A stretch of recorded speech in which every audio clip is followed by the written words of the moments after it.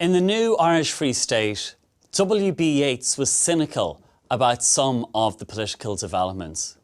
In particular, in 1925, he spoke in favour of divorce being introduced into Ireland, saying that the rights of the majority, the beliefs of the majority, the Irish Catholics, should not be imposed on everyone in this state, that the Irish Protestants had contributed much to the winning of Irish independence.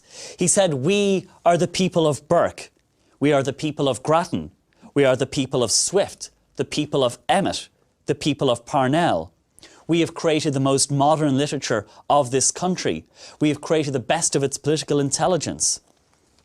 And went on to plead for conciliation, for tolerance, for an Ireland that wasn't going to be built on a dominant set of religious belief. You see that even though Yeats was ignored, that he would continue with some of those same themes in his poetry. And that speech, by the way, was the one where he referenced how in O'Connell's time it was said that you couldn't throw a stone over the wall without hitting one of his children. And that also then entered into Irish nationalist mythology. He wrote an amusing poem about the hypocrisy of some people in this new Irish state, in a poem called The Three Monuments, where it reflected on the three great large statues on Dublin's O'Connell Street.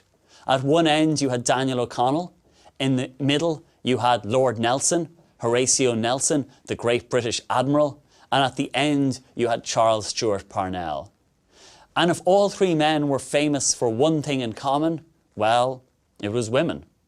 O'Connell had his numerous affairs, or certainly the evidence seems to suggest it. Parnell was brought down by his relationship with Catherine O'Shea, and Nelson had that turbulent affair with Lady Emma Hamilton.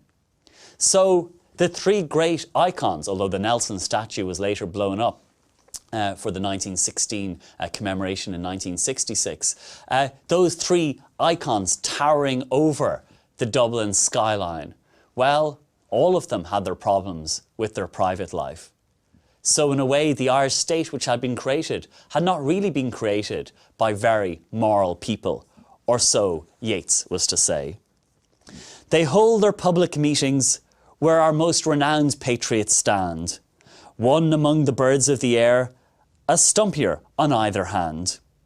And all the popular statesmen say that purity built up the state, and after kept it from decay. And let all base ambition be, for intellect would make us proud, and pride bring in impurity. The three old rascals laughed aloud. So there, the three old rascals, O'Connell, Parnell and Nelson, recognised the hypocrisy of all of this. But in a way, there was a greater question at stake here, and that was what kind of state had been created.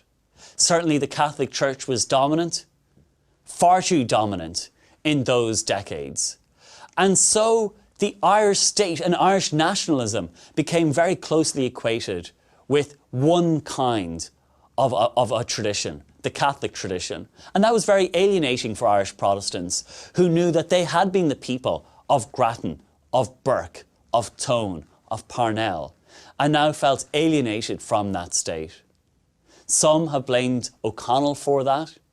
His Catholic emancipation movement led almost inevitably to an equation in people's minds of nationality with Catholicism. But O'Connell himself had not wanted that.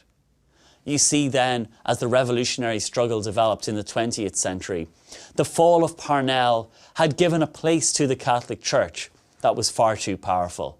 And that was to be a spectre hanging over the Irish state in the decades ahead, until eventually church scandals of recent years that were brought to light would destroy that power and create, I suppose, the more tolerant state that so many of those revolutionaries would have wanted. And that has become a challenge to people in the Ireland of the 21st century. What kind of Ireland do we want?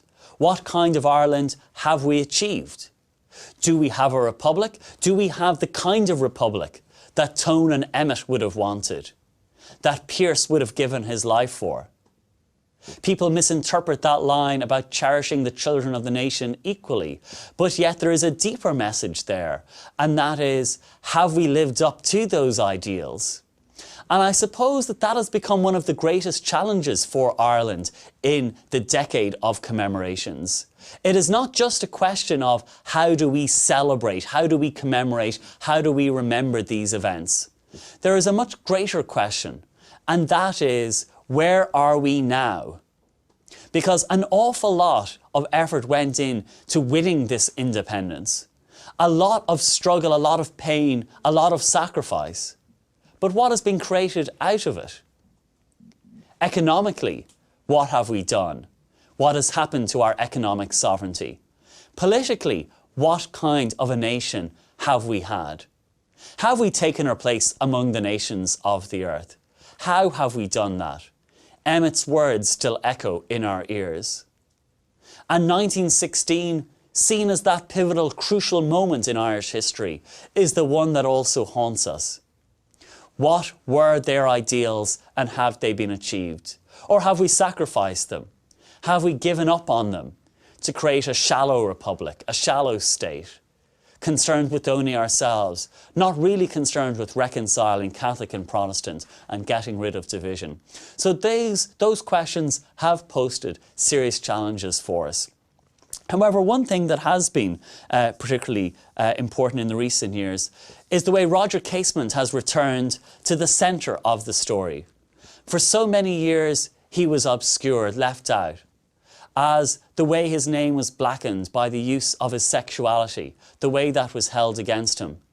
During the treaty negotiations in London, Michael Collins asked to see those diaries that were held by the British. And after studying them, he determined that, yes, he believed that they were genuine. And it shocked him. It made him believe that Casement was a pervert. He could not accept his homosexuality. And for him, the case was closed. W.B. Yeats, though, kept it open. W.B. Yeats did not believe that the diaries were genuine, but even then he didn't believe that they should be held against him. And he wrote a number of poems in honour of Casement.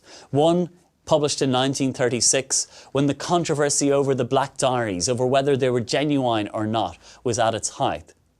And in it he addresses the controversy over those diaries. I say that Roger Casement did what he had to do. He died upon the gallows, but that is nothing new. Afraid they might be beaten before the bench of time, they turned a trick by forgery and blackened his good name. A perjurer stood ready to prove their forgery true. They gave it out to all the world, and that is something new. For Spring Rice had to whisper it, being their ambassador, and then the speakers got it, and writers by the score. Come Tom and Dick, come all the troop that cried it far and wide. Come from the forger and his desk, desert the perjurer's side. Come speak your bit in public, that some amends be made to this most gallant gentleman that is in quicklime laid. And in that time, he was reinterred from where he had been buried in that quicklime in England and returned to Glasnevin Cemetery. But in a way, over those years, Catholic Ireland didn't really feel comfortable honouring Robert Emmet, whereas now it is able to honour someone who was this great humanitarian, this great patriot, and the sexuality isn't an issue. The Ghost of Roger Casement is a second poem by Yeats on this subject. Oh, what made that sudden noise? What on the threshold stands? It never crossed the sea because John Bull and the sea are friends. But this is not the old sea, nor this the old sea shore. What gave that roar of mockery, that roar in the sea's roar? The ghost of Roger Casement is beating on the door. John Bull has stood for Parliament, a dog must have his day. The country thinks no end of him, for he knows how to say, at a beanfest or a banquet, that all must hang their trust upon the British Empire, upon the Church of Christ. The ghost of Roger Casement is beating on the door. And there you see again he deals with the haunting issue of the legacy of Roger Casement and how it must be addressed. But the third poem is one where Casement doesn't just, where Yeats doesn't just reflect on the friend Roger Casement, who he had known and lost. It reflects on all the other people who had lost their lives in this period. Arthur Griffith, Kevin O Higgins, whose pictures now stared out at him at the Municipal Gallery. And so he wrote a poem, The Municipal Gallery Revisited, where he could address these themes. Around me, the images of 30 years, an ambush, pilgrims at the waterside, Casement upon trial, half hidden by the bars, guarded, Griffith staring in hysterical pride, Kevin O Higgins' countenance that wears a gentle questioning look that cannot hide a soul incapable of remorse or rest, a revolutionary soldier kneeling to be blessed. You that would judge me, do not judge alone this book or that. Come to this hallowed place where my friends' portraits hang, and look thereon, Ireland's history in their lineaments trace. Think where man's glory most begins and ends, and say my glory was, I had such friends. And I think when we look at this period of Ireland in rebellion, through the 1798 rebellion, 1803, 1848, 1867, 1916 and beyond, and all the other examples of national demonstration in that period, the Land War, the 1913 lockout, and crucially, Daniel O'Connell's successful campaign for Catholic emancipation in the first 3 decades of the 19th century, and his unsuccessful campaign for repeal of the Union in the next 2, which were carried on by Isaac Butt, and then by Charles Stewart Parnell, and then by John Redmond. There is a very interesting debate about what all of these people achieved and how it should be remembered. Because for many years in Ireland, there was a belief that you could only share one tradition. You must be either a man of violence or a man of peace. You either had to support the constitutional nationalist tradition or the Republican revolutionary tradition. And that polarised people. People then hated O'Connell, despised him for backing down at Clontarf. He was the coward who should have risen up and created a new 1916. And then similarly, those who were on the constitutional nationalist side denounced the men of 1916. Pearse was a half-crazed lunatic. He was a weirdo, strange, obsessed, someone who really wasn't a good example. 1916 was undemocratic. And so the Irish commentators who opposed 1916 said, this was undemocratic, this was violent, this was evil. And the way those events was commemorated helped play into that.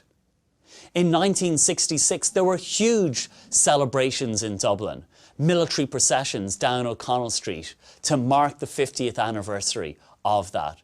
Sean Lemass, who had fought in the GPO, was Prime Minister. Eamon de Valera was President. The people who had fought and suffered there were now in power. This looked like a vindication of everything that had been achieved.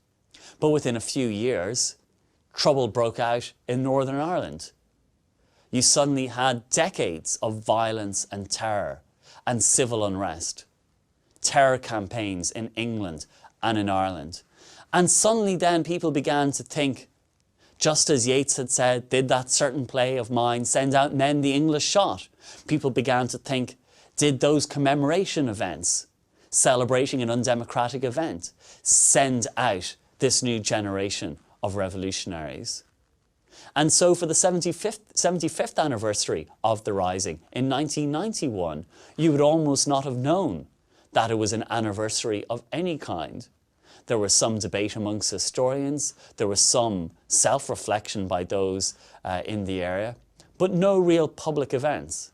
And the big question now is, what will happen for the 100th anniversary? What kind of Ireland have we achieved? But I suppose if addressing the themes of this course has led to anything, it is that there are not necessarily just these competing narratives. There is not just one simplified thing of going for one side or the other. that all of these, although sometimes in conflict, also were intertwined together. And that in some ways the big question that has to be asked is, why did Ireland remain a democracy in the 1920s when so many other countries around Europe fell to fascism, especially all those states who were created out of the First World War, Versailles and all of the peacemaking? Ireland didn't.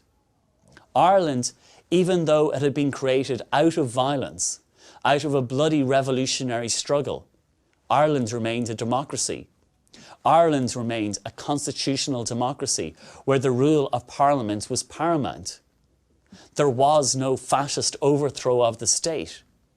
Even when Fianna Fáil and De Valera came to power in 1932, the losing side handed over power to them.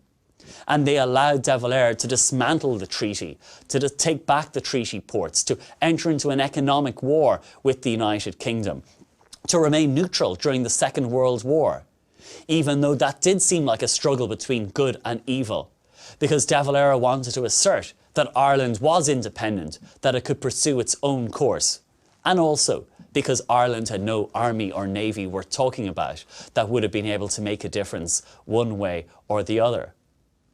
But I think when you answer that question about why Ireland remained a democracy, you actually see that the men that we have talked about on this course, the people who have been at the heart of this, really can provide a ready answer. Because Ireland had a long constitutional tradition. It had men like Henry Grattan in the 18th century and Edmund Burke on the British side. It had then Daniel O'Connell, who showed the Irish people in the 19th century that you could have a mass democratic movement where everyone could join together and unite. Long before social media or the internet or anything like that, you could have people all joining together for a common crusade, and you could do it without the shedding of a single drop of blood. And that proved inspirational in the 20th century. You had the example of Parnell, from the obstructionism of the 1870s to the leadership he showed in the 1880s. And all the way through to Redmond, through the First Dáil and Collins and De Valera. So having a parliament was nothing new for the Irish. They were used to this. They had centuries of a parliamentary tradition. And that parliamentary tradition saved Ireland in the 1930s when so many other countries were falling to fascism. And that is why Ireland owes a great debt, not just to the men of violence who helped finally to bring about Irish independence and the achievement of an Irish Republic. It also owes a great debt to the men of peace, because not only did they raise the Irish from their knees and give them back their self-respect, their dignity, and give them a sense of hope that their rights could be achieved in the future, they also gave Ireland a lasting tradition of the value and importance of democracy. And it is for these reasons that in the period of Ireland in rebellion, 1798 to 1916 to 1923, this was the period when Ireland did become a nation. This was the period when Ireland did become a proud people, and when the modern Ireland that we all now know and I hope love in this 21st century, this was the period when that Irish nation was created.